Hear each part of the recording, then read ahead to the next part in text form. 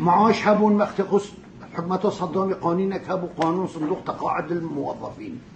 هر موظفه که معاش قوت گیریتن صدر دو نیف حیوانش باید کشن کنه صندوق او صندوق دست ها که مشاريع انمایی چید که الملت ها به جا شجاعت داد دتا استفاده بلدی بس فایده فایز و ده هدی پارازیده بیتن وقتی تقاعد بود ده معاش میده او رو افعال هم میخواره وثيقه كنت من هاي از شيء نكاز بيره بو من نكاب موضوع زودي بود نقوين يوت إذبارس محكمة يوت صدامي دا منو إنا هدره خوش نوتو إيه هاي واسه حتى سالا 2003 صدام حسين معاشد همي موظفة كردستان الفريد كرن إيش منظانيكم معاشو فريد كتن و پارتیه که تین مبینا خود لوریه که و چو ایکی و جو تاکی که دو برنامه خوب مکتب سیاسی دو تبزیر کنه داخل